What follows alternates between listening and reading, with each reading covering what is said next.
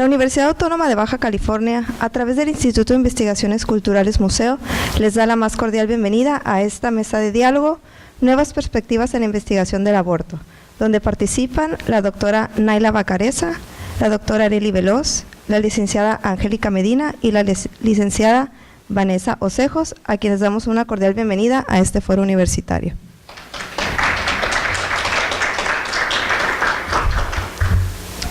A continuación me voy a permitir leer algunos datos de nuestras invitadas. La doctora Nayla Luz Vacareza es doctora en Ciencias Sociales por la Universidad de Buenos Aires. Se desempeña como investigadora del CONICET en el Instituto de Investigaciones Gino Germani y como docente en la carrera de Sociología en la Universidad de Buenos Aires. Actualmente integra el Seminario sobre Género, Afectos y Política y forma parte de la colectiva asesora del Programa de Memorias Políticas, Feministas y Sexogenéricas. La doctora Arely Veloz Contreras es doctora en Ciencias Antropológicas por la Universidad Autónoma Metropolitana Iztapalapa y maestra en Estudios Laborales por la misma universidad. Sus publicaciones y proyectos recuperan y discuten las teorías feministas y abordan los temas sobre frontera, cuerpo y trabajo. Actualmente es profesora investigadora del Instituto de Investigaciones Culturales Museo de la UABC. La licenciada Vanessa Ocejos Cadena es licenciada en Antropología Aplicada por la Universidad Politécnica Salesiana de Quito, Ecuador. Es vocera y activista por aborto en Ecuador y México y actualmente estudia una maestría en Estudios Culturales en el Colegio de la Frontera Norte, donde desarrolla su tesis titulada Entre la ilegalidad y la transgresión, relatos de mujeres jóvenes de clase media sobre la decisión de abortar en Tijuana. Respecto a la licenciada Angélica Medina García, es licenciada en Psicología por la Universidad Autónoma de Baja California. Cuenta con una especialización en estudios de género en educación por la Universidad Politécnica Nacional. Actualmente estudia la maestría en estudios socioculturales en el ICMuseo, donde elabora la tesis Experiencias vividas de aborto voluntario de mujeres en la ciudad de Mexicali y su relación con las redes de acompañamiento. La licenciada Perla Martínez Reynosa es licenciada en Psicología por la Universidad Autónoma de Baja California. Actualmente se encuentra cursando una especialidad en estudios de género por la Universidad Pedagógica Nacional bajo la línea Drogas y Género. También es miembro fundador de la colectiva feminista Las Borders, quienes abogan por el derecho a decidir en Mexicali, Baja California. A continuación queda con ustedes Perla Martínez, quien fungirá como moderadora de esta mesa.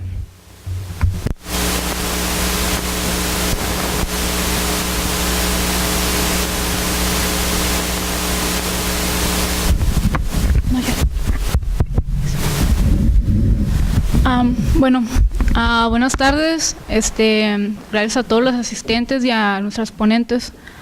Antes de dar inicio a la mesa de diálogo, queremos hacer mención de los hechos ocurridos el día de ayer, ¿no?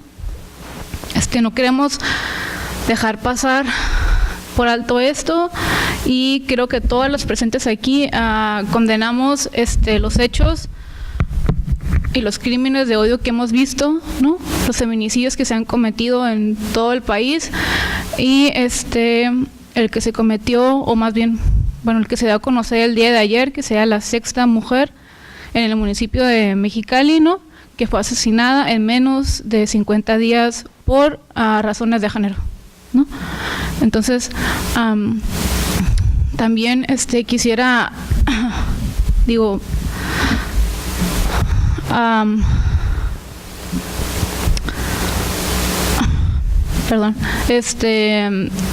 comentar que muchas de las chicas que están aquí ayer se manifestaron en el monumento a Lázaro Cárdenas por esta razón y creemos o hemos hablado más bien que el 8 de marzo sería también una fecha importante en la cual no debemos de festejar nada, ¿no?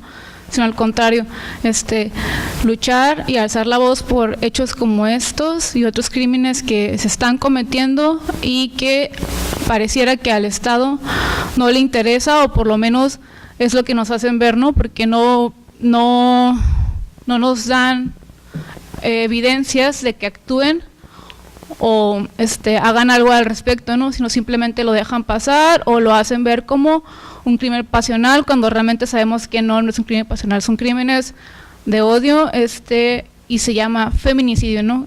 Queremos que esto, se le llame con todas las letras, ¿no?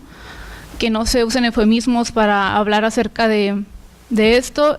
Ahí pues digo, queríamos iniciar como hablando un poquito de esto, ¿no? Y no dejarlo pasar, ¿no? No olvidarlo, sino tenerlo siempre presente porque nos puede pasar a cualquiera, ¿no? A veces lo vemos muy lejano, pero creo que es importante que hagamos redes entre nosotras, que nos apoyemos unas a las otras, ¿no? Y no olvidarlo, que no sea una cifra más, sino tenerlo muy presente, ¿no? Que no pase el día de mañana y ya olvidamos, ¿no? El nombre de la chica, que no juzguemos sin saber, ¿no? Sino que realmente tengamos conciencia, seamos empáticos y respetemos, ¿no? Los duelos de estas personas. Bueno, después de esta pequeña introducción, pues de nuevo agradecerles a cada uno de ustedes por venir, a las compañeras, al instituto por creo abrir espacios, ¿no? Para hablar sobre temas tan importantes como es ¿no? El aborto, a nuestras compañeras por hacer visible, luchar desde su trinchera, desde la academia y desde el activismo, muchas de ellas también, por el tema, ¿no? No dejarlo pasar. Y aparte yo creo que lo importante es ir más allá, ¿no? Que no solamente se vea como desde una perspectiva dicotómica, ¿no? Lo bueno, lo malo, si estoy a favor, si estoy en contra, ¿no? Sino ir más allá, y creo que es lo que hace cada una de ellas, ¿no? Desde sus investigaciones. Y también creo que es muy rescatable y loable el trabajo de cada una y lo que nos entregan a la academia, ¿no? Entonces, quisiéramos iniciar con la doctora Naila, que nos hable un poco acerca de su trabajo, qué es lo que hace. Por favor. ¿Me paso el micrófono? Hola. A ver. Agarro. Bueno, buenas tardes. Muchas gracias por venir a todas las presentes, a todos los presentes. Quiero empezar agradeciendo la generosidad de las colegas aquí presentes que hicieron posible esta visita y que podamos tener hoy esta conversación. La artífice de todo esto fue Angélica Medina, que estuvo el año pasado de estancia académica en Buenos Aires. Ahí tuvimos la oportunidad de conocernos y rápidamente comenzamos una conversación académica y política sobre los temas de investigación que compartimos. Y esa conversación rápidamente se amplió hacia Arely Veloz y hacia Mónica Ayala Mira. Así que, bueno, muchas gracias a las compañeras que estuvieron promoviendo esta instancia de diálogo. Y, bueno, también agradezco a Vanessa, que vino desde Tijuana a participar de esta conversación, y a Perla por la moderación. A mí me genera mucho entusiasmo estar en una universidad pública discutiendo el tema del aborto. Me alegra mucho que el Instituto de Investigaciones Socioculturales de la Universidad de Baja California se dé la oportunidad de discutir un tema social tan urgente como es la oprobiosa situación de ilegalidad del aborto en toda la región. Yo también vengo de una universidad pública, la Universidad de Buenos Aires, donde afortunadamente aprendí que el privilegio de estar en estas instituciones de altos estudios trae consigo la responsabilidad de aportar herramientas críticas para la transformación social y para imaginar que los tiempos venideros pueden ser de otra manera, más justos, más equitativos, más democráticos. Por eso me entusiasma estar aquí reunida con especialistas que están pensando e investigando estas cuestiones de forma comprometida con el trabajo intelectual riguroso y con ideales de justicia y libertad reproductiva que son fundamentales para la construcción de cualquier sociedad democrática. En pleno auge de lo que se llama la posverdad y de un gran ataque a las personas y a las instituciones que se dedican a la construcción de conocimiento, más que nunca creo que tenemos que aspirar a estar construyendo herramientas estratégicas para el debate social, a dar herramientas para la incidencia en los parlamentos, en las políticas públicas, y también estar en las calles, como estuvimos ayer, reclamando justicia. En una charla con Angélica, cuando estábamos empezando a imaginar esta visita, pensamos que una buena forma de nombrar esta instancia sería hablar sobre nuevas perspectivas de la investigación sobre el aborto, que esa sería una oportunidad de confrontar y discutir y conversar sobre las distintas formas en que cada una está investigando. Pero cuando empecé a pensar más en concreto qué era lo que tenía para decir yo de nuevo en la investigación sobre aborto, empecé a dudar un poco, porque si bien es cierto que algo de mi trabajo puede ser nuevo porque se publicó hace poco o porque lo estoy haciendo en este momento, no creo que sea algo que no haya sido dicho antes. Entonces, me gustaría también pensar cómo nuestras investigaciones están constantemente retomando, relanzando, renovando ideas y perspectivas y compromisos políticos que tienen un espesor histórico. Joan Scott, una historiadora feminista, acerca de los legados feministas justamente, dice que cuando hacemos feminismo, activismo, investigación feministas, estamos constantemente emitiendo sonidos que son ecos y reverberaciones que vienen de lejos. Entonces, hacer investigación sobre aborto es meterse en ese concierto de ecos que vienen de los ricos recorridos feministas en la producción de conocimiento sobre aborto y en la lucha por la legalización. En mi investigación actual, ahora les voy a mostrar.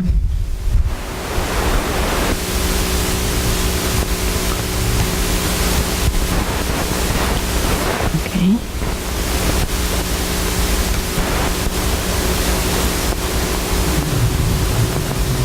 ¿Qué es esta?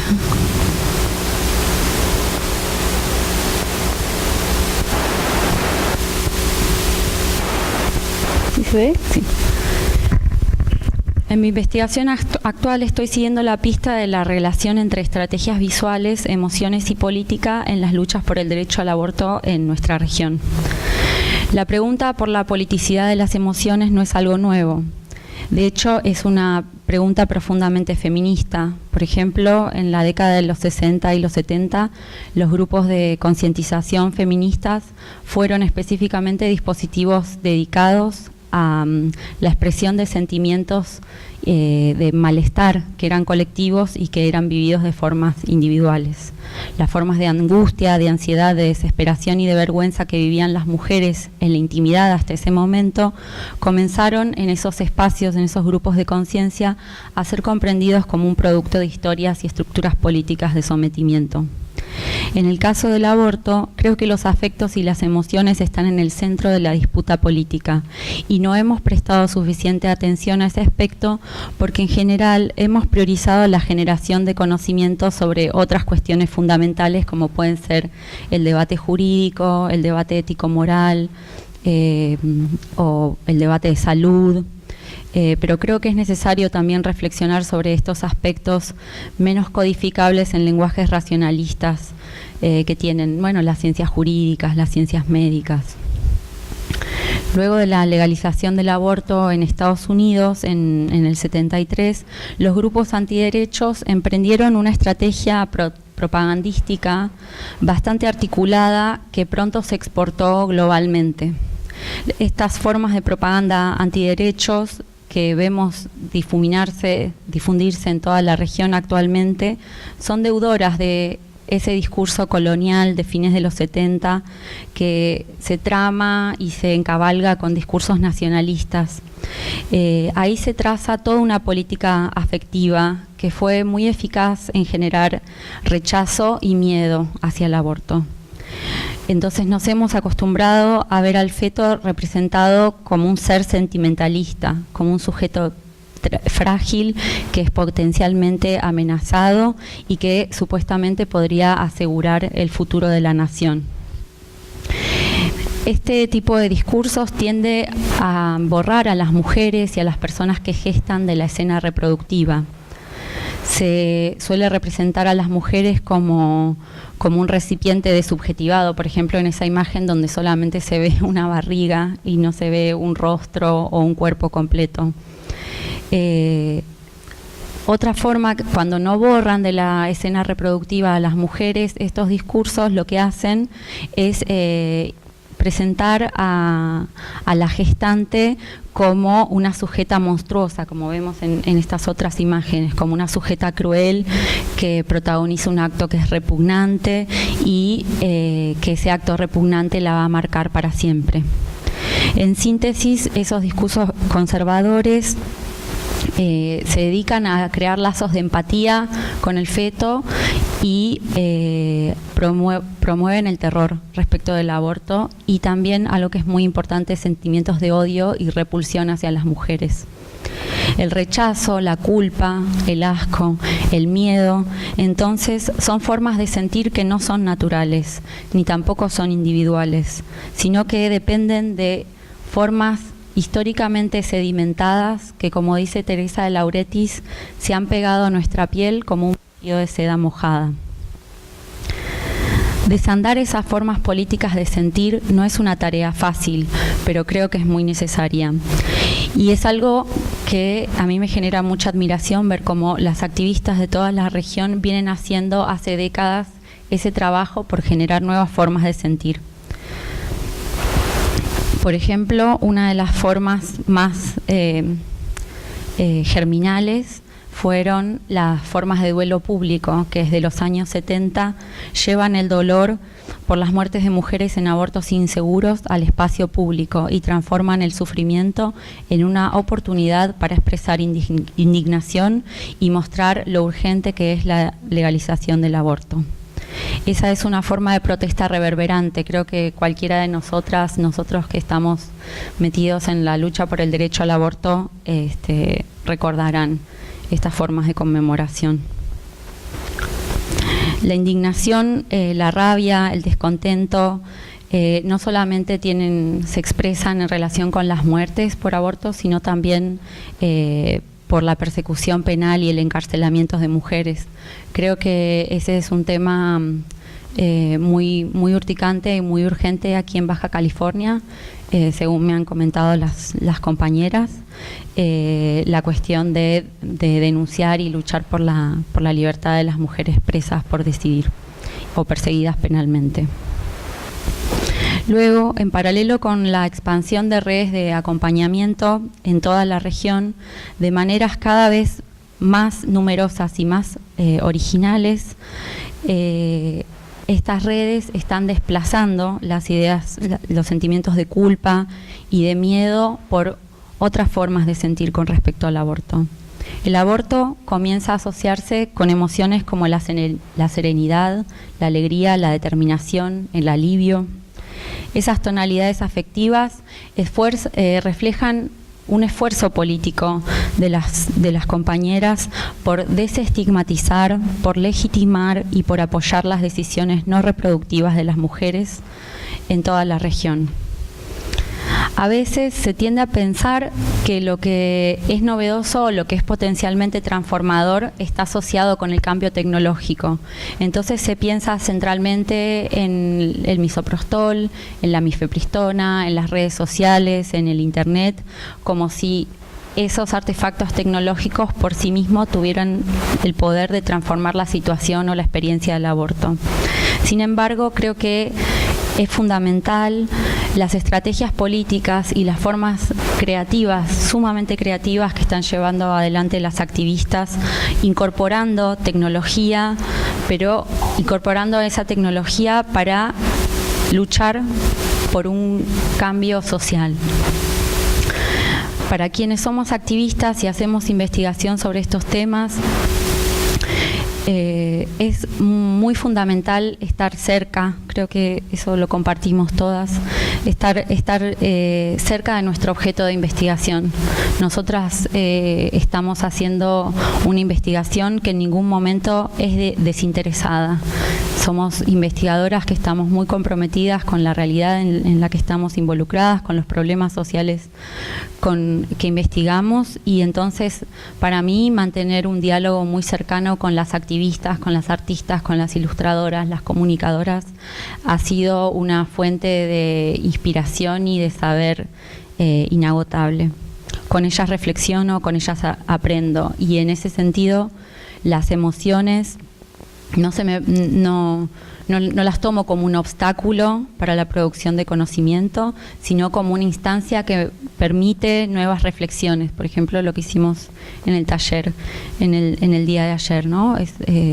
Repensar nuestras emociones también es una forma de repensar estrategias políticas y formas en que nos cuidamos en estos tiempos de tanta reacción conservadora. Porque investigar y hacer activismo por el derecho a decidir, la verdad es que se siente de muchas y muy complejas formas. A veces nos causa placer, nos da alegría, sentimos esperanza, también sentimos vergüenza, decepción, ansiedad, tristeza, y a veces sentimos todo eso a la vez. Un crucial aporte de las reflexiones feministas sobre los afectos y la política ha sido invitarnos a explorar no solamente las formas en que nos sentimos bien, sino también las formas de sentir que son más incómodas o que pueden parecer menos productivas para la política. Porque los feminismos no solamente cultivan la empatía, la solidaridad, la esperanza, todas emociones con buena prensa, sino que también estamos atravesadas por la rabia, la ansiedad, la vergüenza, por el fracaso y por el dolor. Y por eso, nuevamente digo, urge reflexionar sobre los afectos. En mi archivo de investigación sobre las políticas visuales de las luchas por el derecho al aborto, guardo con mucho cariño distintas versiones de una serigrafía de serigrafistas queer, un vibrante colectivo de activismo artístico de Argentina. Tengo camisetas, trozos de tela, trozos de cartón barato, impresos a las apuradas en distintas movilizaciones que dicen: aborto legal es vida. La tipografía, como pueden ver, es un poco infantil. La O tiene la forma de un corazón, la I tiene la forma de una flor. Guardé los primeros retazos de esta serigrafía en 2012, cuando todavía no me imaginaba que iba a estar haciendo esta investigación. Y las estampas más recientes que guardo en mi archivo son del año pasado, cuando estuvimos estampando en un festival de la campaña por el derecho al aborto con las estudiantes de sociología esta serigrafía. Y cada vez que voy a mi archivo y me encuentro con estos retazos mientras busco algo entre mis cajas, la verdad es que experimento sentimientos encontrados. Voy viendo cómo las estampas más viejas se van percudiendo con el paso de los años, y la verdad es que siento una profunda decepción, porque la realización de la promesa que está ahí en esa serigrafía todavía me parece lejana. Al mismo tiempo me sobrecoge la fragilidad y la belleza de esas modestas huellas que va dejando a su paso las acciones colectivas y creadoras que movilizamos con un deseo obstinado por la transformación social. A pesar del paso del tiempo, la serigrafía sigue señalando una posibilidad futura en un tiempo presente. Muchas veces, como en este caso, el archivo me confronta con las promesas incumplidas de nuestra lucha, pero también encuentro en él deseos de transformación social que son palpitantes y duraderos, porque se niegan a ser derrotados, como nosotras mismas. Sara Ahmed, voy a cerrar con esto, dice así: la esperanza es lo que nos permite sentir que lo que nos indigna no es inevitable, aun cuando la transformación pueda sentirse a veces como imposible. Muchas gracias.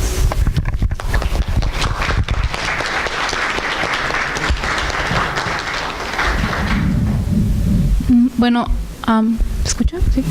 Ahora daremos paso a la presentación de la licenciada Vanessa. Posteriormente vendrá la doctora Areli y después Angélica Medina. Solamente para comentarles un poquito la dinámica. La mayoría tiene entre 15 y 20 minutos para exponer acerca de su investigación, y al final tendremos una ronda de preguntas con el público, ¿no? Para que también la interacción no sea solamente entre nosotras, sino del público con las ponentes. Bueno, buenas noches, muchas gracias con todos, todas, todes. Quiero agradecer a Angélica por la invitación, a Areli, a Naila, a Perla. Para mí es muy significativo estar aquí, poder pues comentar lo que estoy realizando, y pues para mí ha sido todo un reto, porque encontrarte con pues todo lo que vive un país y tú no ser parte de ese país, ¿no? Pues a veces te van los datos y todas las historias políticas que creo que son importantes alrededor del aborto, pero bueno, aquí estamos, ¿no?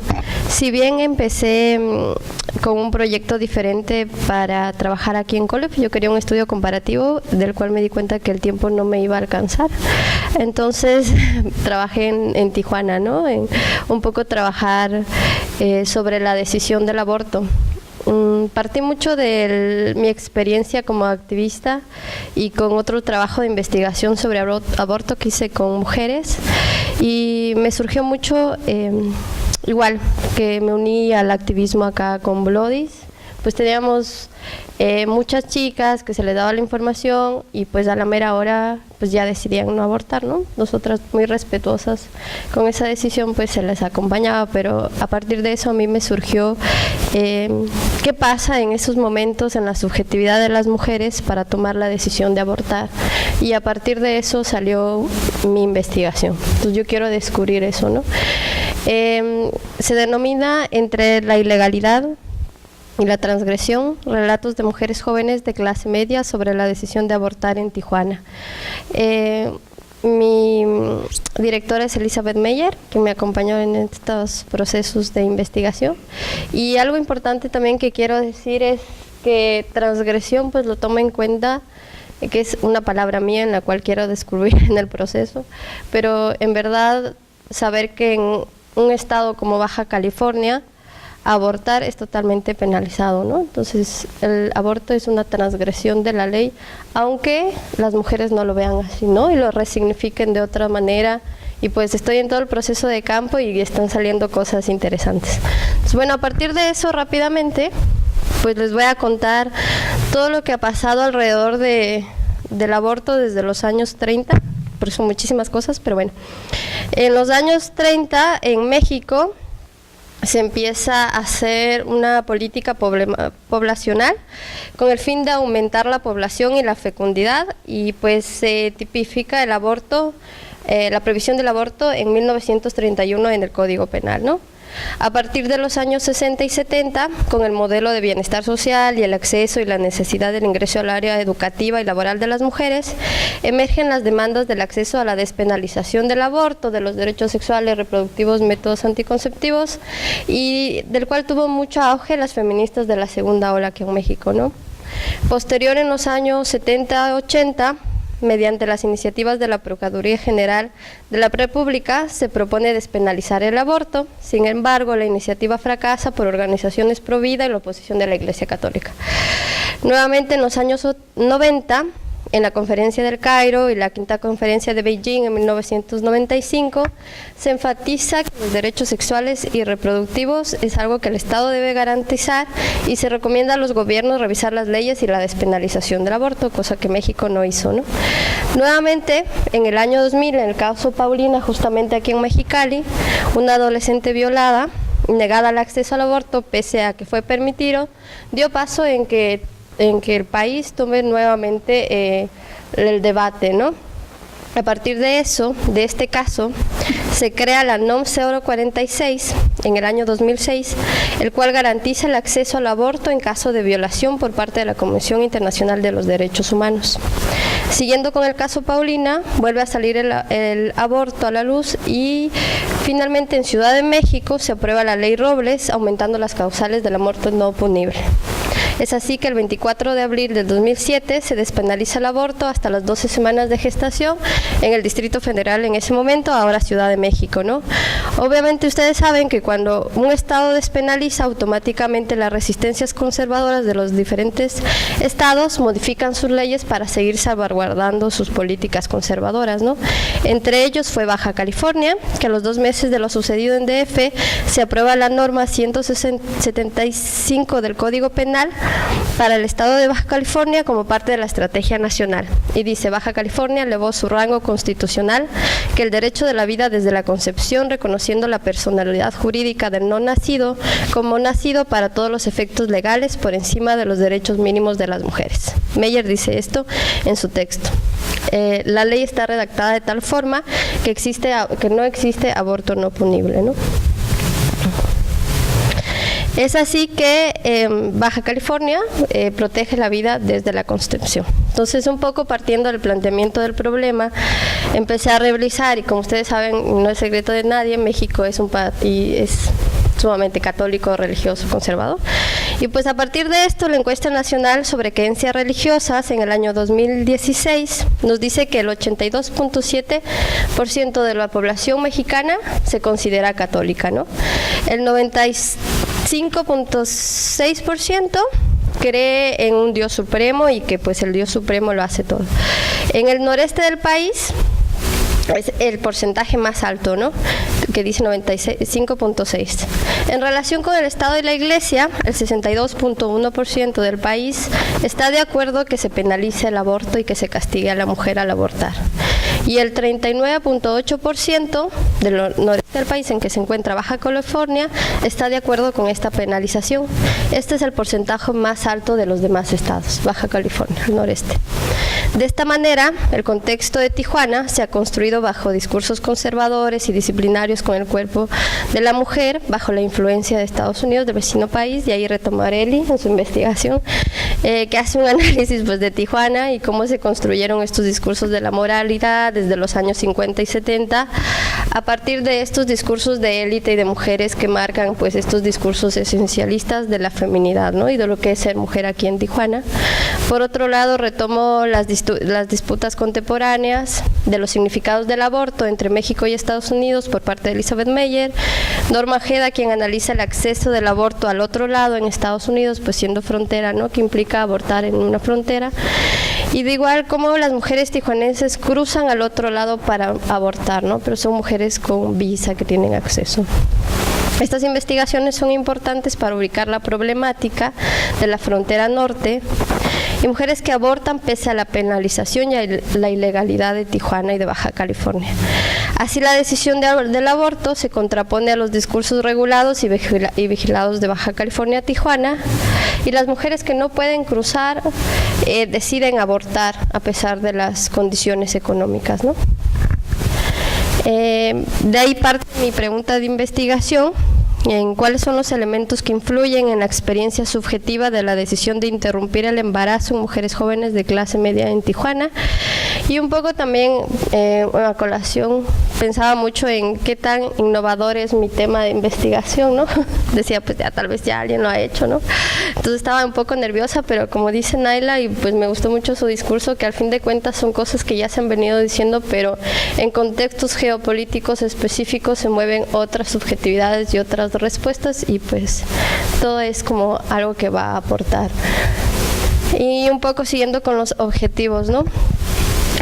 Mi objetivo general es conocer los elementos que influyen en la decisión de abortar en mujeres jóvenes de clase media en Tijuana, y los específicos es revisar la historia cultural, política y el estatus jurídico actual de México y Baja California en torno al aborto. Para mí es importante identificar las estrategias, redes de acompañamiento e información sobre el acceso al aborto inducido en Tijuana, y es un poco rescatar también pues los activismos y de qué manera las mujeres encuentran pues las formas de abortar, ¿no?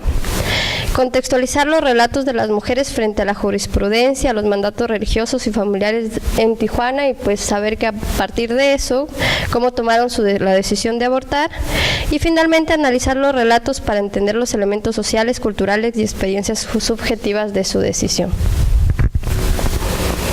Un poco partiendo pues de los estudios ya realizados, como ya les comenté, creo que también es saber que frente a las aportaciones que va a haber, es que esta investigación vamos a encontrar los motivos que pese a la penalidad y a los factores culturales y contextuales en Tijuana, las mujeres deciden abortar. Es decir, cómo a partir de todo el proceso pues, de frontera, de penalización, de persecución, cuál es esta experiencia y estos factores que influyen al momento para tomar esa decisión. Quiero hablar un poco también de mi marco teórico, pues decirles que es un estudio interdisciplinario de los estudios culturales y que parte de una postura postestructuralista de varios autores y autoras feministas, ¿no? Y para eso pues yo trabajo con Bacigalupo y que hablo de la biopolítica, que es el ejercicio del poder presente en aquellos dispositivos morales y jurídicos que se legitiman y organizan la vida y la acción normativa de la vida, ¿no? También utilizo a Foucault con el dominio de la vida y la domesticación de los cuerpos y su reproducción. A partir de ello también trabajo el tema del poder, que se manifiesta en las relaciones de poder y la validación por medio de los discursos, y cómo se relacionan estos discursos y las relaciones de poder en el género, ¿no? Utilizo pues a Lamas para entender el género dentro del contexto cultural, el proceso de asignación, de identificación y el rol de género, y también utilizaré para trabajar experiencia a Laurentis, quien analiza el género y se representa a partir de las relaciones sociales, clase e instituciones. Es decir, cómo esta experiencia es constituyente al género y por lo tanto el género es una parte subjetiva de las experiencias vividas de cada mujer al momento de tener la experiencia del aborto, ¿no? Y para complementar, utilizaré performatividad de Butler, tomando en cuenta que el género es la estilización de los actos y que estos actos te dan un reconocimiento y reconocibilidad en el otro, ¿no? Al asumir también que las mujeres en el imaginario social tienen que ser madres y si no, pues no existen, ¿no? Y para terminar, se dialogará con Bourdieu, quien nos dice que el hábito es a partir de estas relaciones normativas de los sujetos y de las instituciones que se transforman en estos actos corporales y en el estilo cultural de los gestos y la conformación del discurso oficial.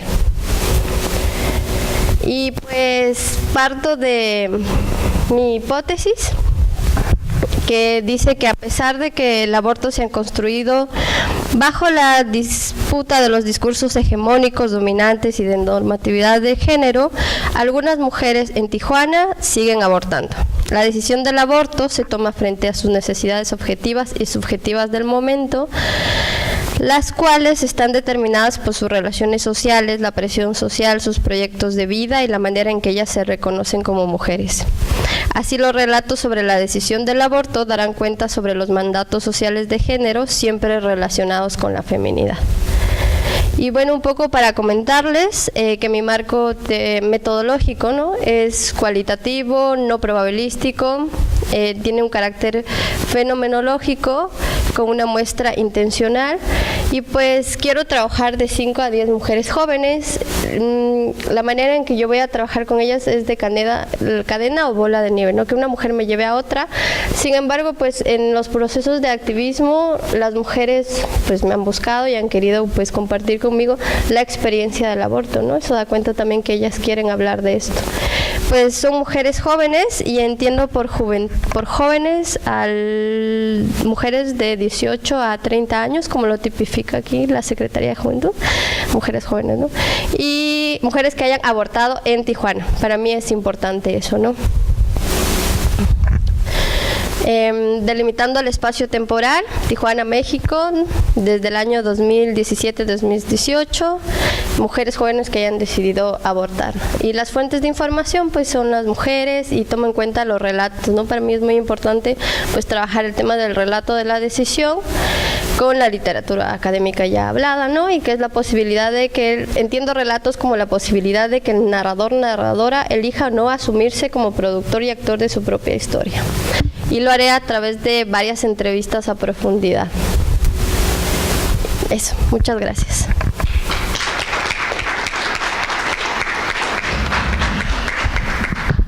Bueno, a continuación damos paso a la presentación de la doctora Areli Veloz. ¿Le podemos poner el PowerPoint?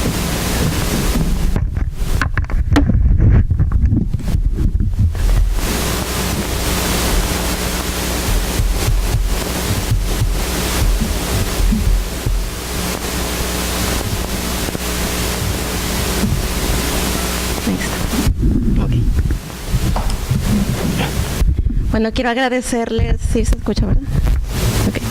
Quiero agradecerles su presencia. Estaba un poco preocupada al inicio porque casi no había nadie, pero qué bueno, me da mucho gusto que estén llegando poco a poco.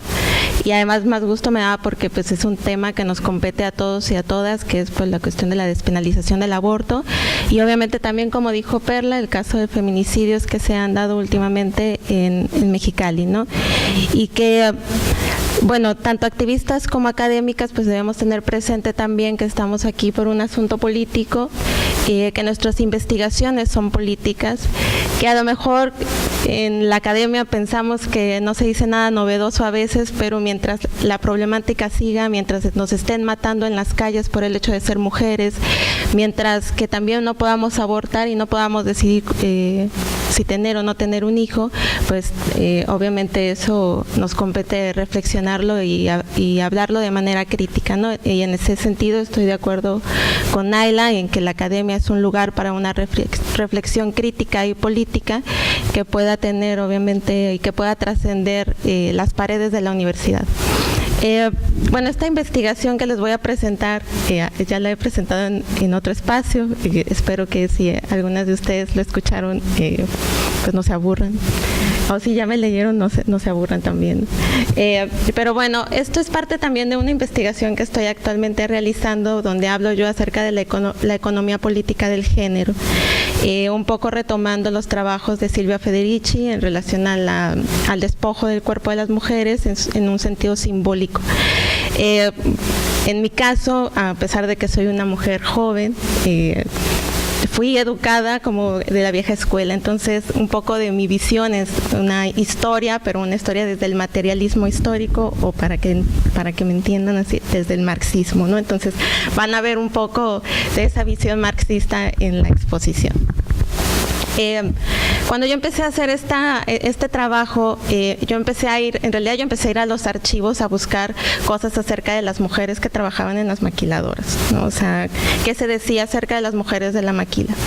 Entonces empecé a buscar en los periódicos más o menos de los 60, 70, que fue cuando entraron las maquilas a la ciudad, y empecé a encontrar notas en los diarios locales, en el Heraldo sobre todo, y en el periódico La Frontera, discursos de esos periódicos, que en sí pues son discursos, periódicos conservadores, que hablaban mucho acerca del aborto, ¿no? Entonces me llamó mucho la atención y empecé a recuperar todos estos pasajes que había en los periódicos y empecé a armarlo en relación a la disputa que había en torno a la nación, a la frontera y al género. Por eso en este trabajo pues yo hice un trabajo como más exhaustivo sobre la relación nación y género. Si bien hay un montón de trabajos que hablan de nacionalismo, pero pocos empezaron a hablar sobre el género.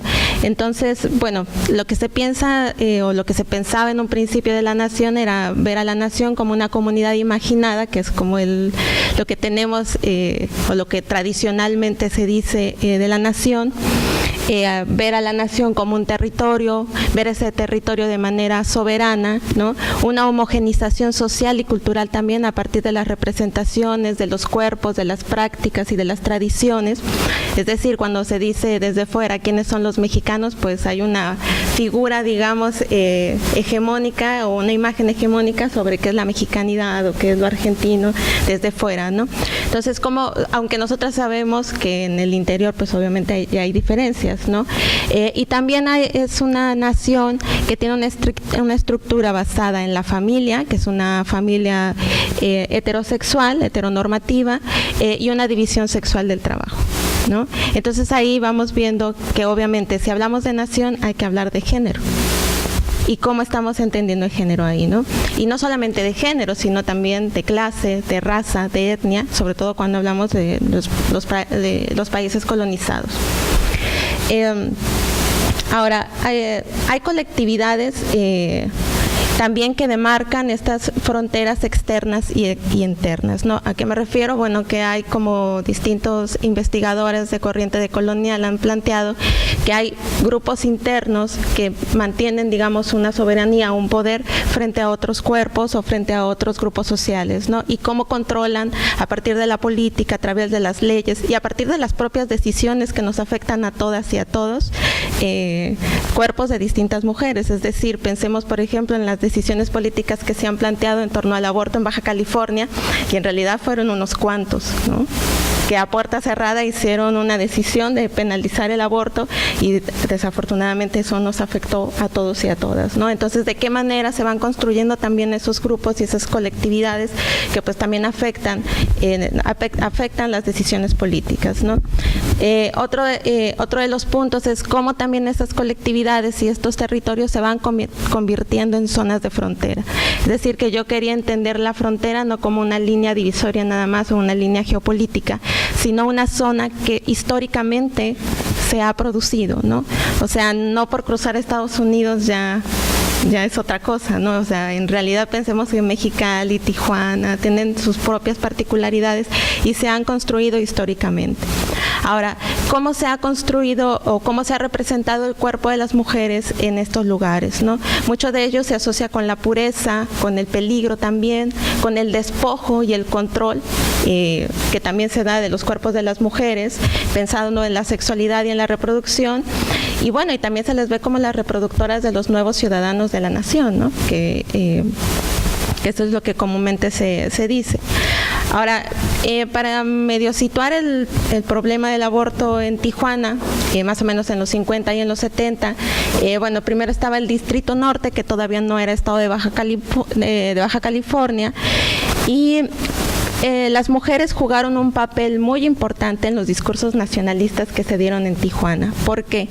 Bueno, porque en estos contextos surge un feminismo que lo que quería era entrar a los partidos políticos o a la masa política de alguna manera con un discurso que era el discurso igualitario y el discurso maternalista, ¿no? Entonces eran un grupo de mujeres que estaban ahí peleando o apostándole a que su participación política iba a ser por medio de la representación femenina, que iba a estar delegada en la relación de la complementariedad, es decir, mujeres que van a apoyar a los hombres que están dentro de los partidos políticos, en ese momento el PRI, o por otro lado, mujeres que iban a tener, o que se decía en ese momento, iban a tener una mejor posición política, a diferencia de los hombres, porque ellas iban a ser cuidadosas, porque ellas eran maternales, porque ellas eran tenían mejores decisiones en relación a las que tomaban los hombres, ¿no? Entonces fue un discurso que se implantó en este momento y que influyó mucho en lo que en ese momento se llamaron políticas de moralización, que fueron unas políticas que se implementaron en la ciudad de Tijuana, también aquí en la ciudad de Mexicali, y que estuvieron y que tenían por objetivo limpiar la imagen de la ciudad, ¿no? O sea, recordemos que en esos años Tijuana estaba asociado pues con el alcoholismo, con la drogadicción, con un turismo no deseado. Entonces esas políticas de moralización empezaron a implementarse y estos fueron los discursos que un poco permeaban en ese contexto, los discursos que permeaban las políticas de ese contexto. Ahora, no podemos entender tampoco la posición política que había en Tijuana si no entendemos qué estaba pasando en California, ¿no? En California, por su parte, había movimientos feministas que planteaban el derecho al aborto y las maternidades no forzadas. En el caso de San Diego, por ejemplo, aunque pensemos que California es una ciudad sumamente abierta, San Diego no es tan abierto, es una ciudad sumamente conservadora. Hay grupos, o en ese contexto había grupos conservadores que tenían fuerza dentro de los partidos políticos. Y bueno, y se consolidan los primeros grupos pro vida en San Diego y tienen una influencia relevante también en la ciudad de Tijuana. ¿Por qué? Porque los discursos que se planteaban, por ejemplo, en los diarios locales en San Diego era decir que las mujeres en Tijuana eran mujeres livianas o mujeres prostitutas, o que los hombres de Estados Unidos solamente iban a Tijuana a buscar mujeres livianas o a jugar o a alcoholizarse, ¿no? Entonces eran como estos discursos que se planteaban del lado de Estados Unidos, mientras que del lado de México había el discurso de que los hombres en las mujeres de Estados Unidos eran unas mujeres que no se deseaban del lado de México, que ellas eran las que causaban la mala imagen en Tijuana, ¿no? Entonces había un discurso en disputa, digamos, por esas feminidades que se planteaban en esta zona de frontera.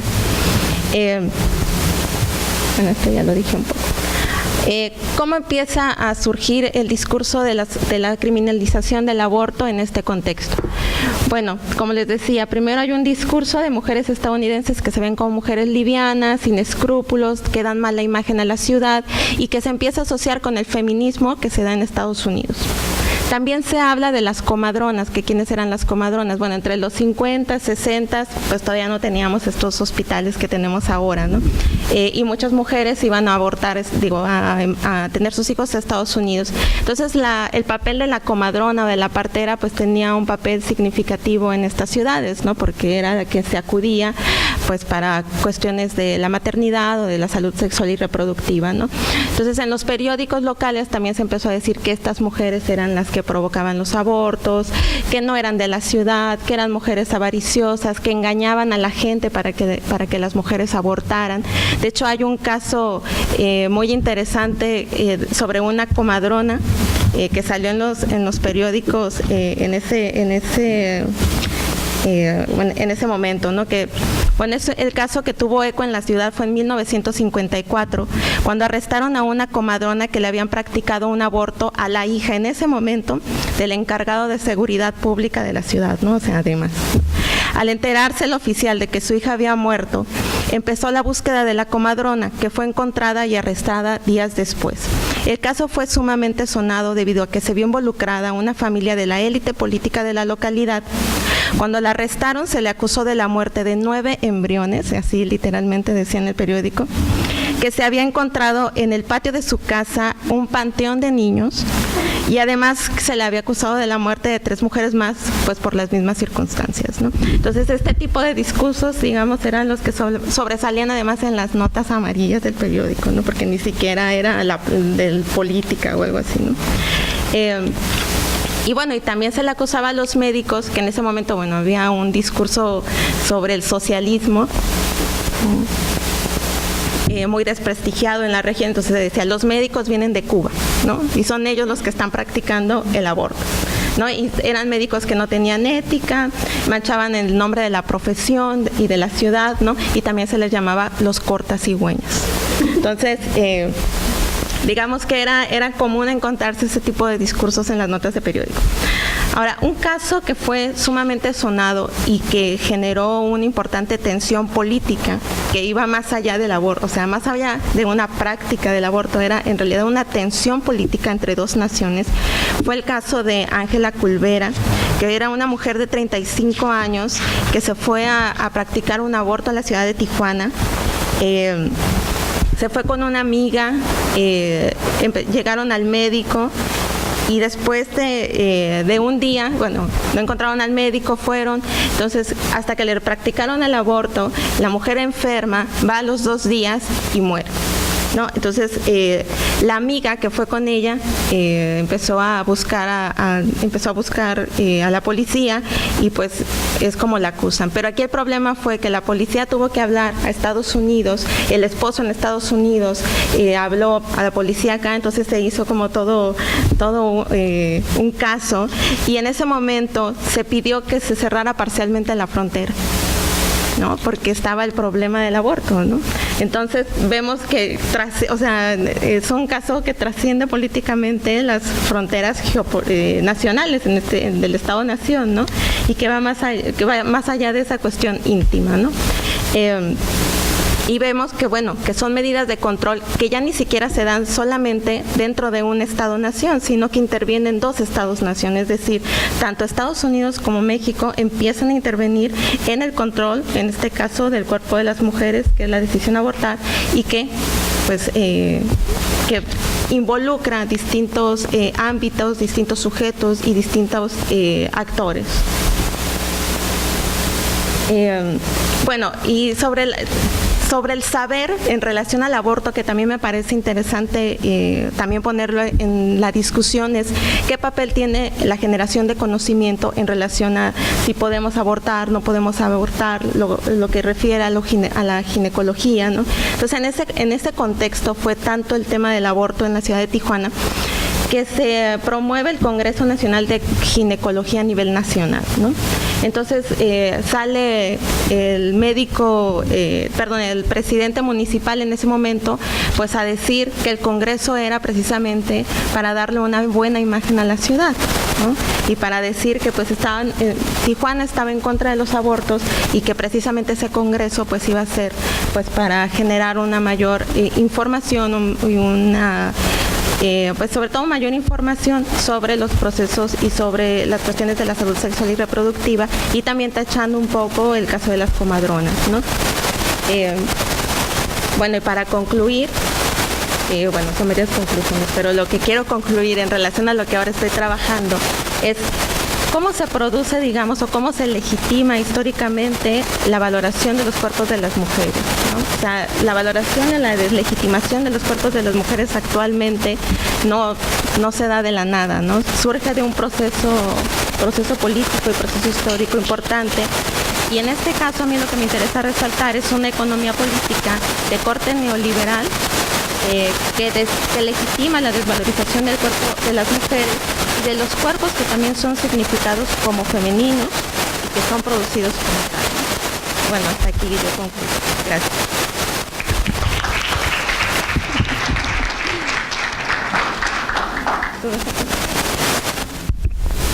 ¿Cambiamos?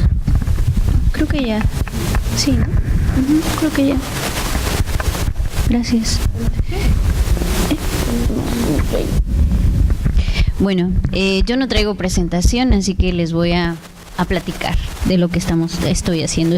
Porque justo precisamente el trabajo o esta forma en la que nosotras investigamos es así, juntas, investigadoras o quienes estamos desde este lado, quienes tenemos la oportunidad de estar en un posgrado, junto con las chicas que han abortado y que van a darnos la información y las redes de acompañamiento, que ahora les voy a platicar cómo se conjuga todo esto, ¿no?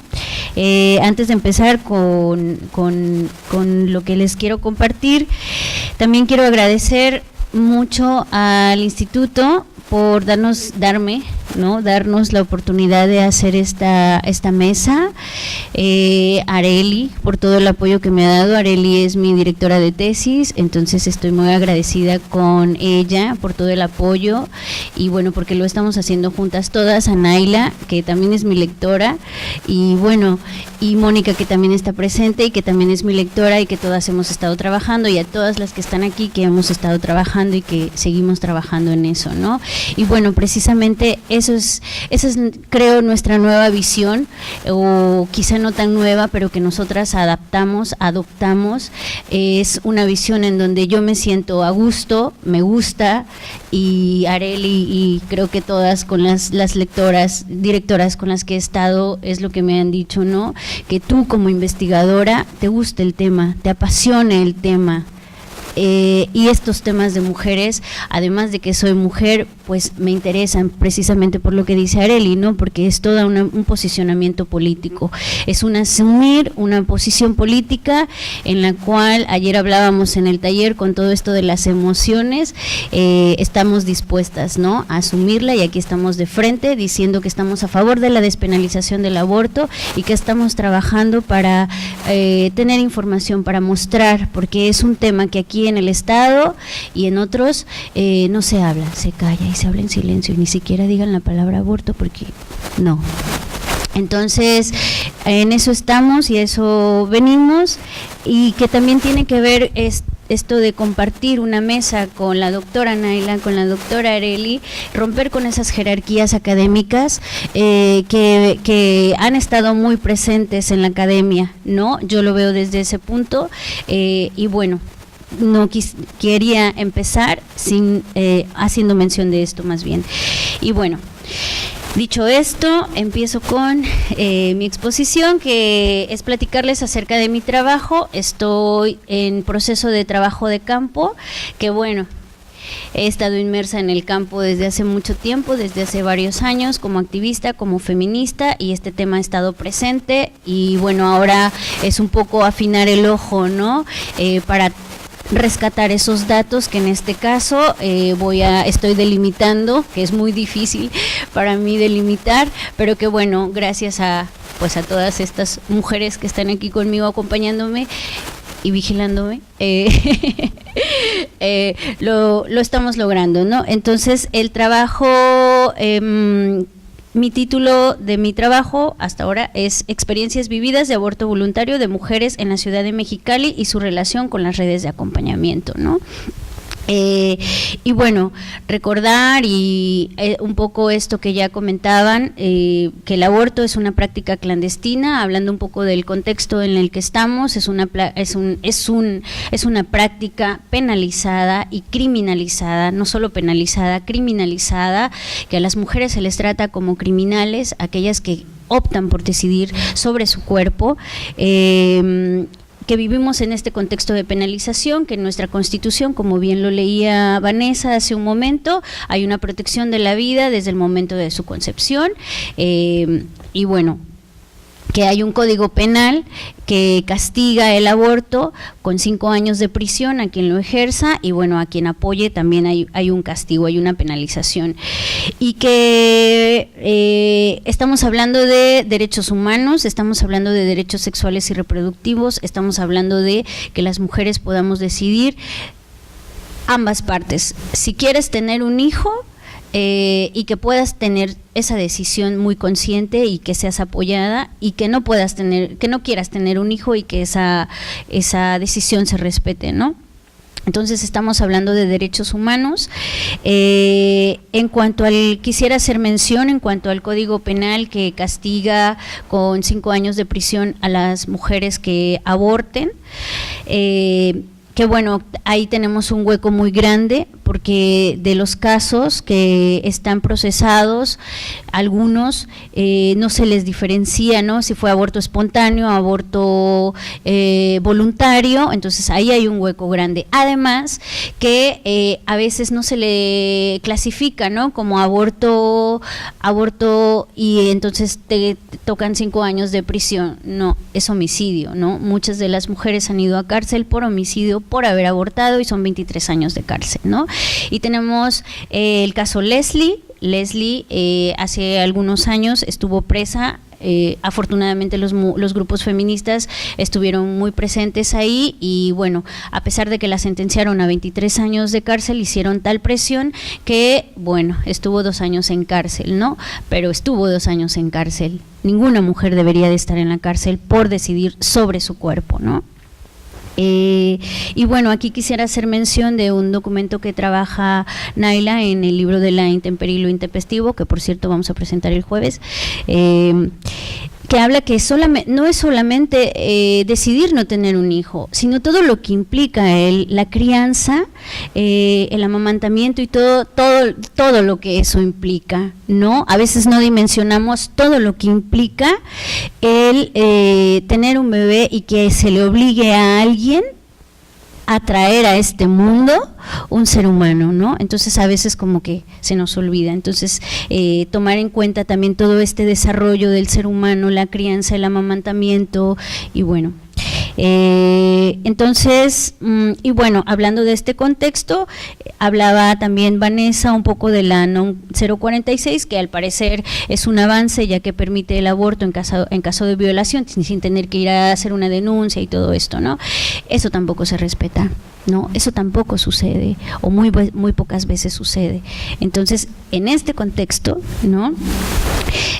A pesar de todo eso, es una práctica común. Yo, como bien lo dijo, soy psicóloga, y en los relatos de las mujeres con las que he trabajado durante muchos años, 10 años, es muy común, súper común, muy común, ¿no? No lo queremos ver, nuestra sociedad mexicana y en el mundo también no lo quiere ver.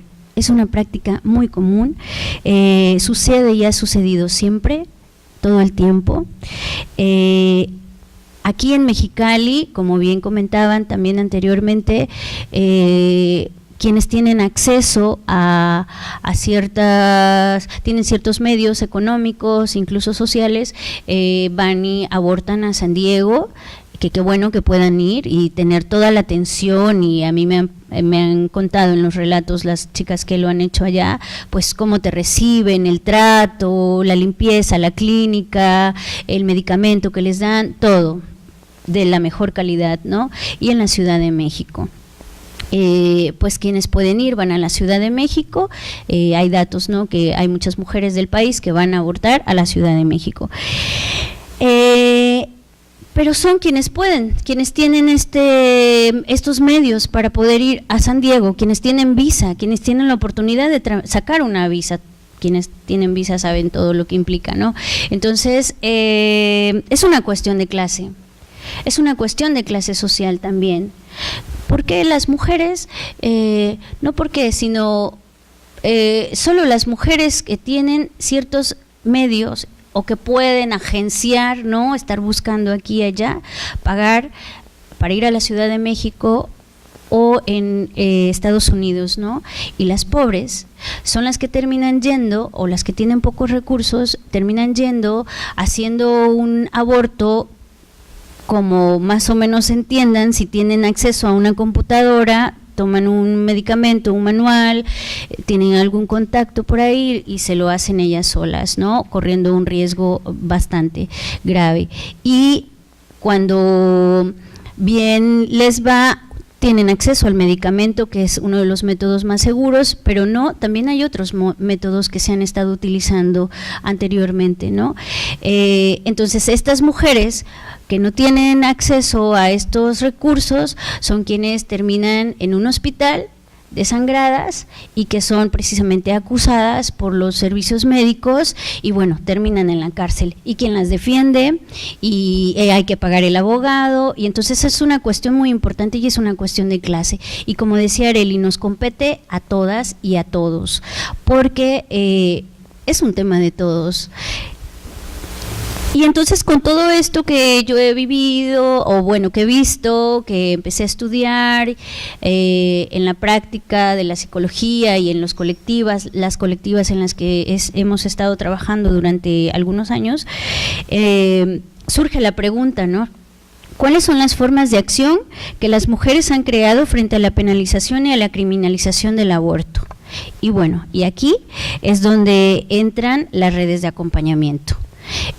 Actualmente existe, o una de las formas, una de las estrategias que se ha creado, que se han adoptado en la ciudad de Mexicali, son las redes de acompañamiento. Mujeres que acompañan, mujeres que dan información sobre aborto, mujeres que informan sobre lo que, nada que está en la ilegalidad, ¿no?, sobre los derechos. Si eres violada, tienes derecho a abortar.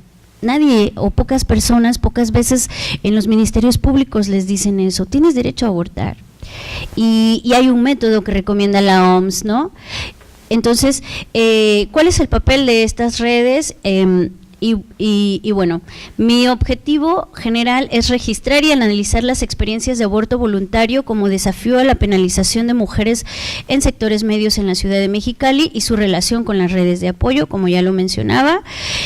Como objetivos específicos tengo registrar las narrativas de las experiencias de aborto voluntario, conocer cuáles son los métodos a los cuales recurren las mujeres para llevar a cabo un aborto, indagar en la dinámica vivida en la inducción del aborto y describir cuáles son y cómo funcionan las redes de apoyo a nivel local y nacional en las experiencias de aborto voluntario.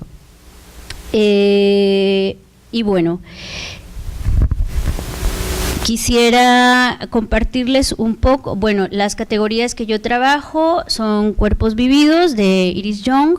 Ella nos habla de cómo las experiencias de la vida cotidiana son asimiladas y vividas en nuestros cuerpos, se materializan en carne y hueso, es a través de nuestros sentidos y de nuestros cuerpos que interpretamos y asimilamos experiencias que a su vez se construyen en relación a contextos y geografías. Al vivir en una sociedad con reglamentos, leyes, normas personas estamos constantemente condicionadas corporalmente a mostrar determinadas prácticas de la feminidad. Sin embargo, existen fugas y resistencias ante estas imposiciones culturales y legales, siendo, desde mi punto de vista, eso no lo dice Young, el aborto voluntario una forma de desacatar estas leyes y obviamente de organizarse ante estas situaciones en donde se pretende ejercer un control sobre el cuerpo de las mujeres, ¿no? Y también quiero compartirles, hablarles un poco de la metodología. Este estudio está basado en un abordaje cualitativo que constituye el acercamiento metodológico más adecuado para indagar en la experiencia subjetiva que se ancla en la memoria y en el cuerpo. A través de la narrativa de los relatos de las mujeres se evidencian las experiencias subjetivas, permite mirar con una visión amplia al aborto con el fin de comprender este tema tan complejo que no solo atañe a las mujeres que abortan, sino a toda la sociedad en general e instituciones y las relaciones que se dan dentro de nuestro sistema y de nuestra cultura.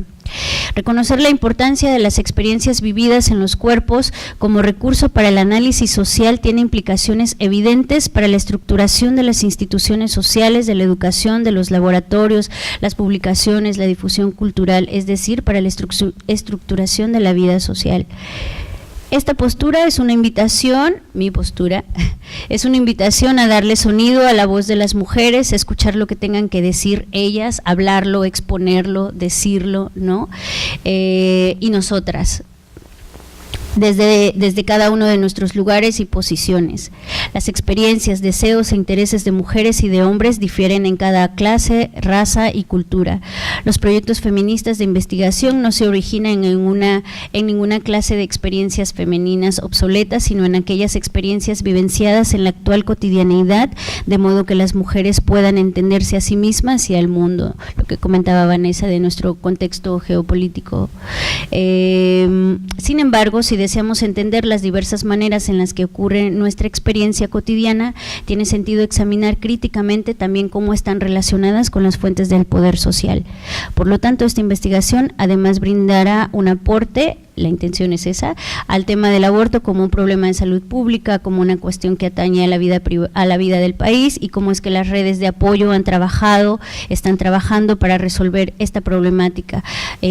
Se posicionan en el tema, ¿no? Nos posicionamos en este tema, matizando y mejorando estas experiencias al generar contención en una situación difícil. Además, al ser una mirada cualitativa, es el punto de vista de la persona y de la experiencia sobre su cuerpo, cómo viven las imposiciones de las instituciones y de cómo debe actuar lo femenino, lo que tiene mayor peso en esta investigación, que si bien ha sido estudiado, no ha sido analizado desde esta postura. Además, hay un aporte desde la teoría feminista que brinda una lectura teórica donde se interseccionan factores como sociedad, educación, salud, economía. Al mismo tiempo, como investigadora me presento y asumo no como la voz invisible y anónima de la autoridad, sino como una mujer universitaria, una persona real, histórica, con deseos, intereses particulares específicos, vivenciando un cuerpo de mujer situada en un tiempo y contexto determinado, y que estas características permean en mi visión del tema a investigar, interpelando el tema desde la reflexibilidad, el análisis, la revisión bibliográfica y la propia experiencia que he tenido con grupos feministas, grupos de mujeres de diversa índole, con las mujeres que han abortado y con las mujeres que son además parte de las redes de acompañamiento. Ese es mi trabajo. Estoy en proceso en trabajo de campo, recopilando información, mucha más de la que ya tengo. Entonces, y bueno, por mi parte es todo. Gracias.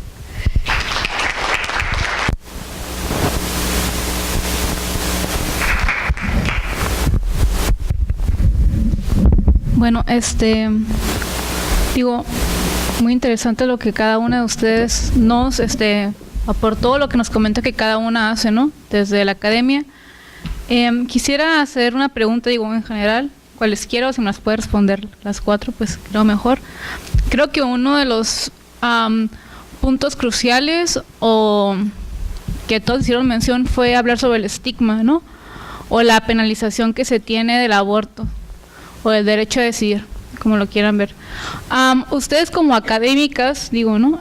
Y activistas algunas, ¿han tenido alguna, digamos, persecución, por así decirlo? A lo mejor no digo de forma literal, ¿no? Pero tal vez simbólica, ¿no?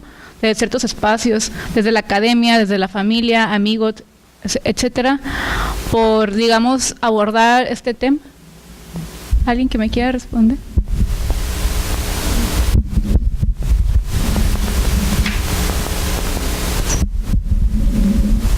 Sí, a ver.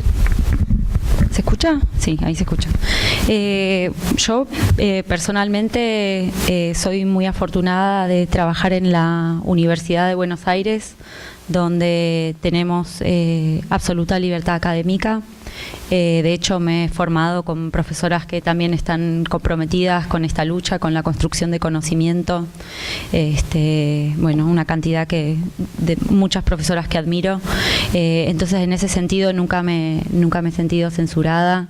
Y eso me alegra mucho, como me alegra estar acá, donde también hay oportunidad. El Instituto apoya estas investigaciones, porque curiosamente tengo colegas en Estados Unidos que no gozan de la libertad académica, sobre todo en universidades privadas que son financiadas por empresas que de pronto tienen intereses conservadores. Entonces yo creo que eso también pone un poco de cabeza, ¿no? Las maneras más tradicionales de comprender lo que es el primero y el tercer mundo. Creo que, no sé, por lo menos por mi parte y aquí con las colegas gozamos de gran libertad académica, y eso es algo que tenemos que defender, porque es algo que está constantemente bajo ataque. No lo podemos dar por sentado, pero a la vez creo que tenemos que estar muy, muy orgullosas de las casas de estudio que nos amparan por permitirnos pensar con libertad y asumir nuestros compromisos políticos públicamente.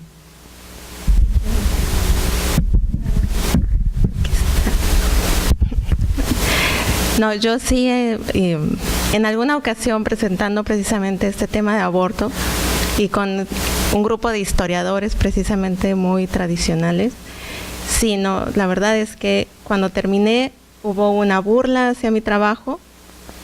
Y hablaba yo del cuerpo como frontera, y recuerdo que fuimos a comer y empezaron a burlarse y diciendo como mi cuerpo es frontera y cosas así, ¿no?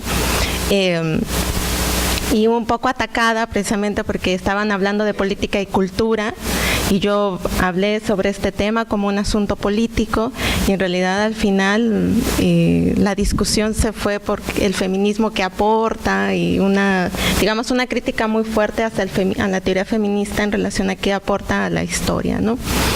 Entonces sí puedo decir que afortunadamente en el instituto nunca he tenido ningún conflicto, y aquí sí ha habido una total apertura, pero hay otros espacios en las universidades, en esta universidad, que lamentablemente no tiene esa apertura, ¿no? Y que yo creo que sí hay que decirlo, porque al fin y al cabo también generamos conocimiento, y hay un conocimiento que se legitima y se reconoce. Hay personas que nos legitiman y nos reconocen como investigadoras, y a otras que no, por el simple hecho de tener este cuerpo y esta voz. Entonces, claro que sí, no siempre tenemos la puerta abierta, ¿no?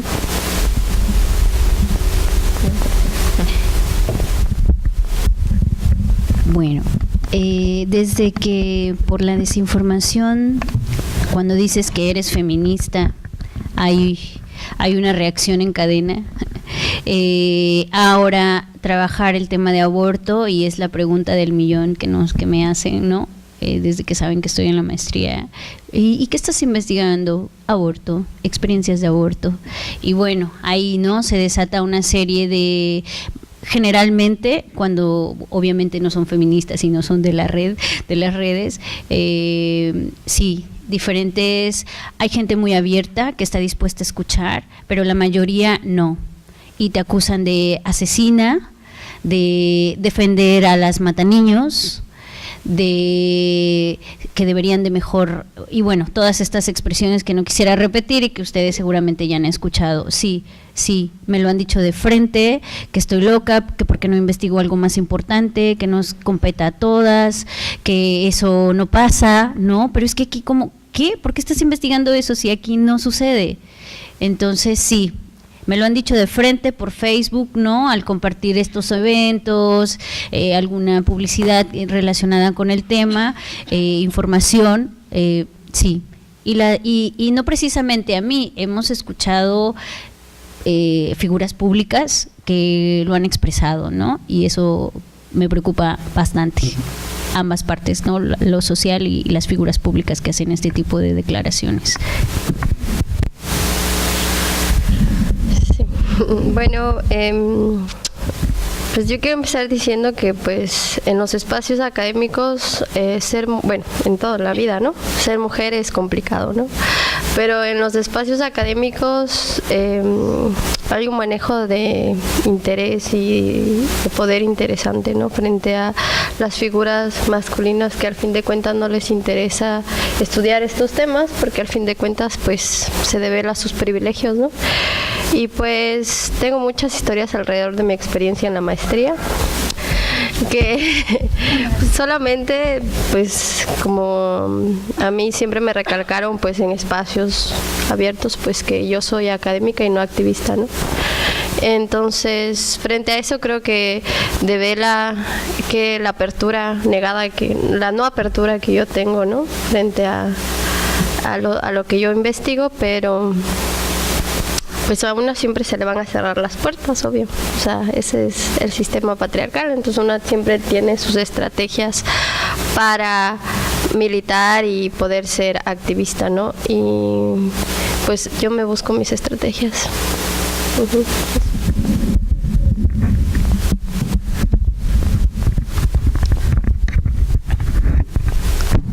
Ay, perdón. Bueno, creo que es momento de abrir el diálogo también con el público, ¿no? No sé si la dinámica sería, ¿no? Igual ustedes lanzan una pregunta y a cualesquiera de nuestras expertas, o bien si su pregunta va dirigida específicamente a una, pues ya ellas contestarán. Les pido por favor que dentro del marco de sus preguntas sean con respeto y también digo que intenten que sea breve, ¿no? Porque el tiempo que nos queda es, digamos, es poco, ¿no? Entonces también entre la respuesta, la pregunta, a veces se nos va ahí el tiempo. Entonces no sé si alguien tiene alguna pregunta para nuestro panel de expertas.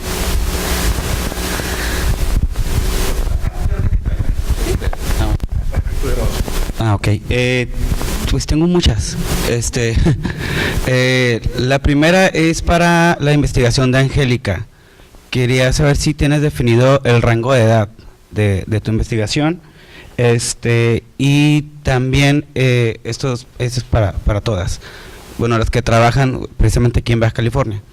Si ha habido algún tipo de coordinación o acercamiento con las comisiones del Congreso del Estado, a través de la Comisión de Derechos Humanos o la Comisión de Equidad y Género. O sea, hasta donde sé, está todavía en la congeladora la ley de acceso a las mujeres, ley de acceso a la justicia a las mujeres para el Estado. Entonces no sé si dentro de su activismo social han logrado llegar hasta ese punto y mantener algún tipo de coordinación con ellos, ¿no? Y la última, en cuanto a la criminalidad, sí me genera una duda, porque si hay una tipificación, entonces debería haber como estadística respecto de cuántas mujeres están procesadas en las cárceles, por esta razón en particular.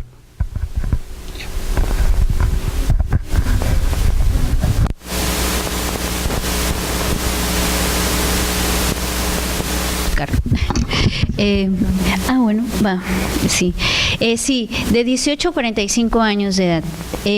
Me interesaba, quería conocer de menores, pero es un poco más complejo, más complicado. Entonces decidí por ahora, porque el poco tiempo que tenemos, de 18 a 45 años de edad, mujeres de 18 a 45 años. Y en cuanto a tu pregunta de si nos hemos acercado al Congreso del Estado con la Comisión de Equidad y Género, como académica yo no lo he hecho, como activistas en algún momento que milité con otro grupo que hacía política pública, intentamos acercarnos, el tema era más violencia, este tema de aborto no, pero estamos trabajando en eso.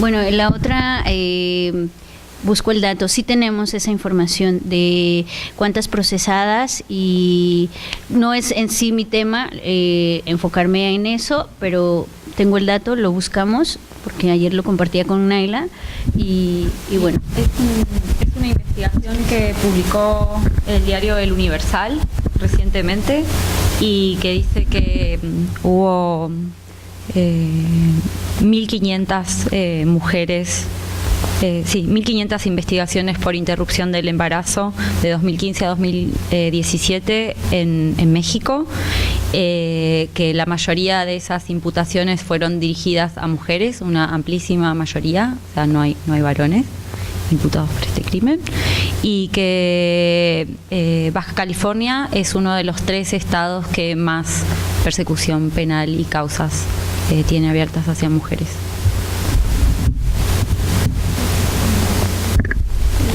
Sí, justamente también estaba buscando la noticia, pues tampoco trabajo con el tema de las mujeres que han sido procesadas, pero me postearon una que gira el grupo de información en reproducción elegida, posteó como hace 2 semanas, se llama Gira, lo puedes buscar en Facebook, que 166 mujeres fueron procesadas hasta el día de hoy por abortos clandestinos, ¿no?, en Baja California y Nuevo León.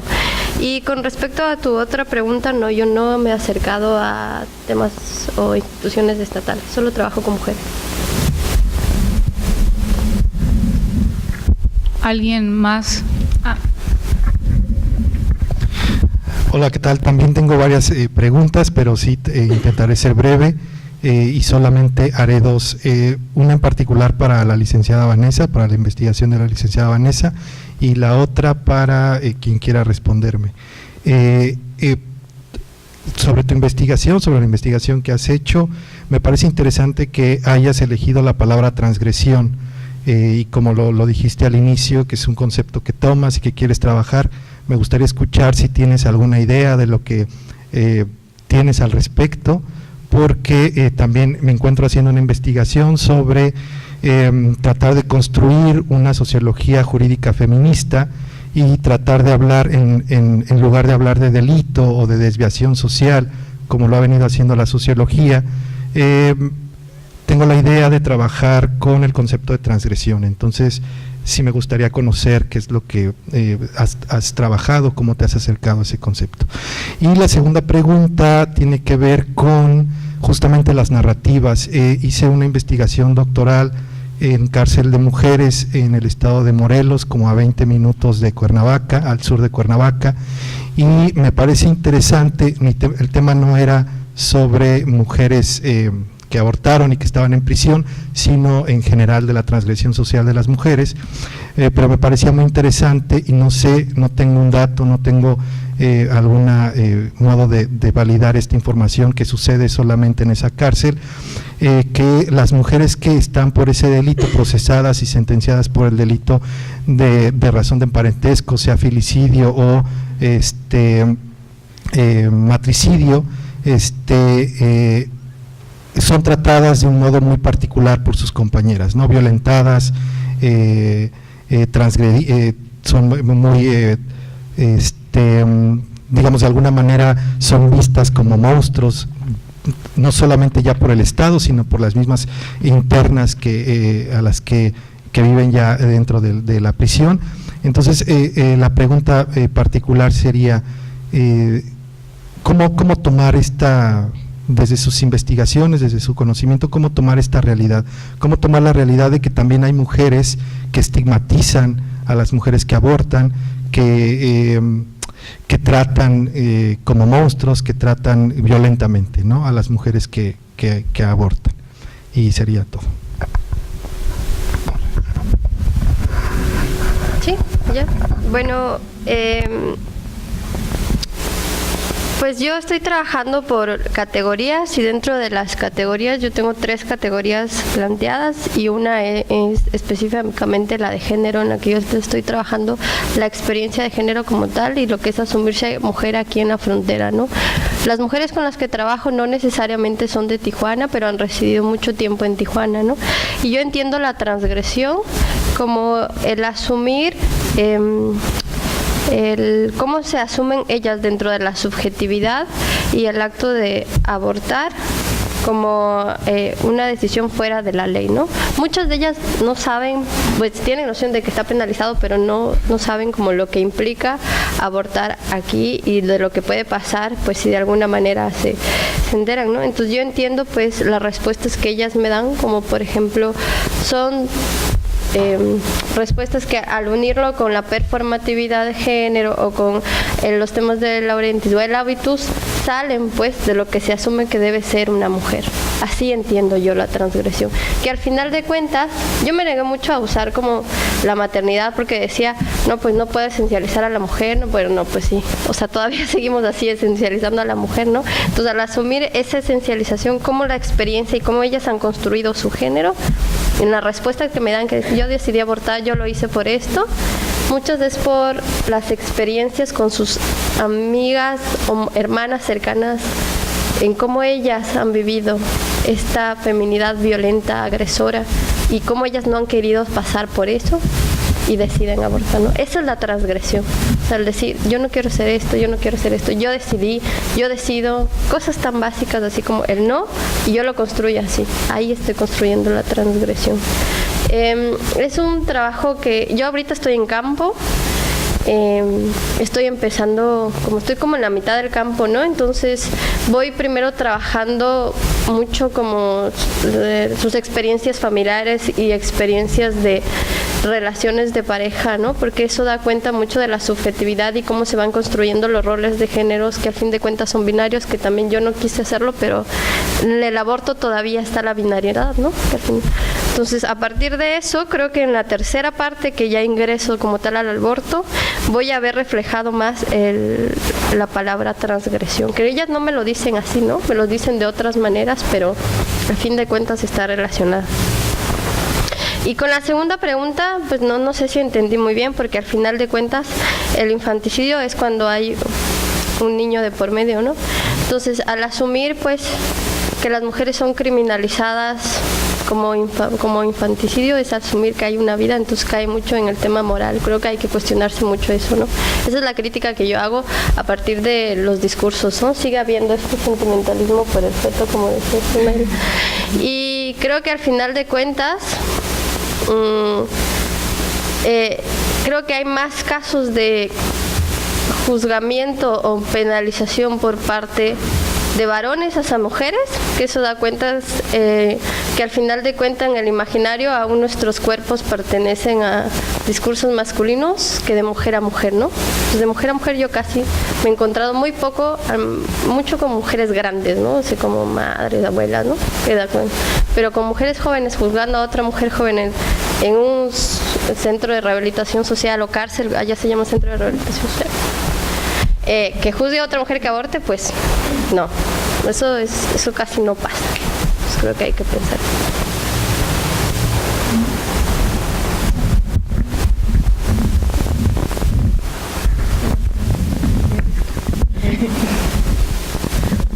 Bueno, yo quisiera agregar algo,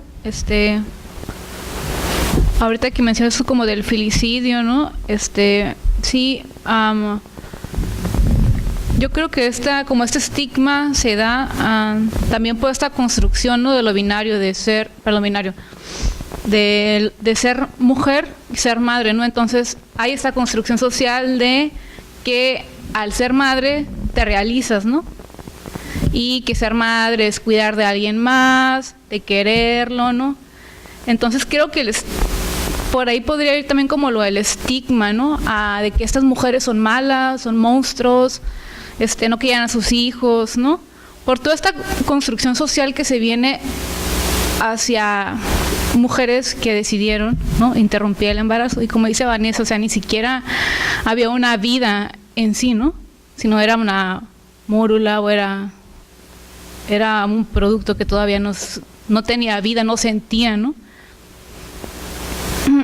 Y como esa lucha entre mujeres, también yo podría pensar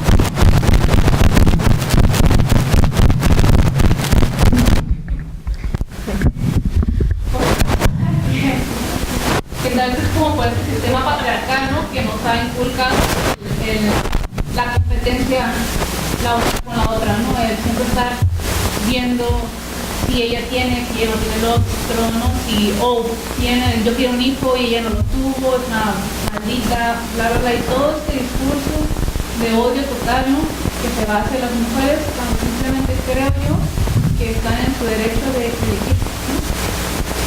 Y pueden seguir adelante con un embarazo o internet.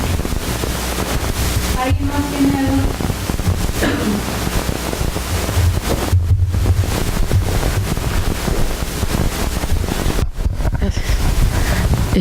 Bueno, primero felicitarlas a todas porque creo que es un tema muy, muy importante que se debe abordar con urgencia, como muchos otros. Me llamó muchísimo la atención de la investigación de la doctora Arely Veloz sobre las comadronas, ¿no? Y también como ver esta parte en la que también se ha expropiado el saber de las mujeres sobre sus propios cuerpos, ¿no? Y como también como justamente Silvia Federici es la que dice, de a partir de ahí es la casa de brujas, ¿no?, de las mujeres, que también se desata en estos feminicidios posteriores por razones de género. Entonces yo creo que es también algo muy muy importante, ¿no?, el saber de las mujeres sobre nuestros propios cuerpos. Y también quiero reconocer algo que es muy importante, ¿no?, que es este paso del activismo a la academia, ¿no?, que es fundamental también para entender muchas problemáticas, y que también tendríamos que obligarnos a hacerlo al revés, ¿no?, también ir de la academia al activismo, porque si no, ¿en dónde se están quedando las investigaciones que estamos realizando? Y también pues yo pienso como en el comentario del compañero, y me da cuenta así de cómo nos quedamos en cosas tan concretas sin ver cómo en inicio las mujeres no tendrían que estar en la cárcel ni juzgadas por otras mujeres por leyes que están hechas desde un ojo masculino, ¿sí?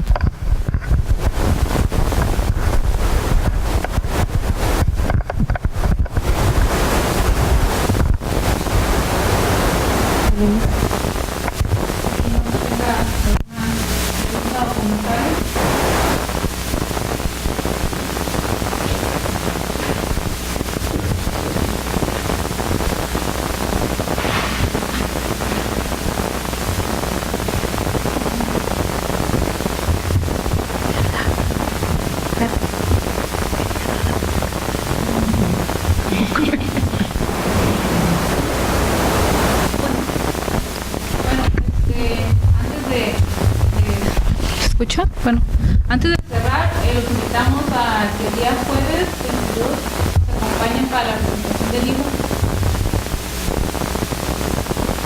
la intemperie y lo intempestivo de la doctora Naila.